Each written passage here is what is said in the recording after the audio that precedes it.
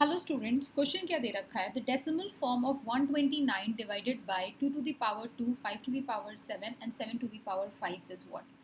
तो अब यहाँ पर बताना है कि ये कैसा होगा बेटा, टर्मिनेटिंग होगा कि नॉन टर्मिनेटिंग होगा, या नॉन टर्मिनेटिंग या नॉन रिपीटिंग होगा।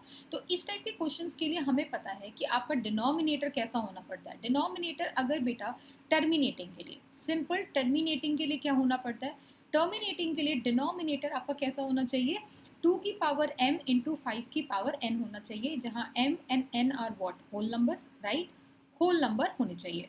और दूसरी बात कि आपका जो न्यूमरेटर अपॉन डिनोमिनेटर है, तो डिनोमिनेटर का बेटा एचसीएफ कैसा होना चाहिए? HCF should be what? 1, simply 1, क्योंकि न्यूमरेटर डिनोमिनेटर में और कोई कैंसिलेशन नहीं हो। तो अगर आप ध्यान से देखोगे कि 129 ऑलरेडी प्राइम नंबर है, और अब हमें क्या करना है कि ऑलरेडी इसका न्यूमरेटर डिनोमिनेटर का एचसीएफ 1 है। अब हमें सिंपल ये देखना है कि इसका डिनोमिनेटर क्या 2 की पावर m और 5 की पावर n ही कंटेन करता है। अगर इसके अलावा कोई दूसरी चीज कंटेन करता है तो इसका मतलब क्या होगा कि वो नॉन टर्मिनेटिंग होगा।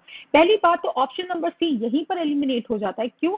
क्योंकि non terminating, non repeating irrational number होता है। अगर कोई भी नंबर बेटा p अपॉन q के फॉर्म में लिखते हैं तो वो अगर नॉन टर्मिनेटिंग है तो वो रिपीटिंग 100% होगा, 100% रिपीटिंग होगा। नॉन रिपीटिंग तो पॉसिबल नहीं है, तो ये इरैशनल नंबर की डेफिनेशन कहलाता है। तो ऑप्शन सी तो यही एलिमिनेट हो गया।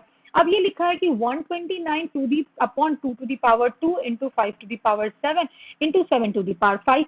अब यहाँ डिनोमिनेटर में ध्यान से देखोगे कि 7 टू दी पावर 5 एक्स्ट्रा है। क्या है बेटा? एक्स्ट्रा है, और कोई कैंसिलेशन नहीं हो रहा है। तो इसका मतलब ये हो गया कि अगर डिनोमिनेटर 2 की पावर m और 5 की पावर n के अलावा कोई एक्स्ट्रा नंबर है तो इसका मतलब ये क्या हो जाएगा? नॉन टर्मिनेटिंग होगा। ये क्या होगा बेटा? नॉन टर्मिनेटिंग होगा। होपफुली आपको बेटा समझ में आया होगा। Thank you so much.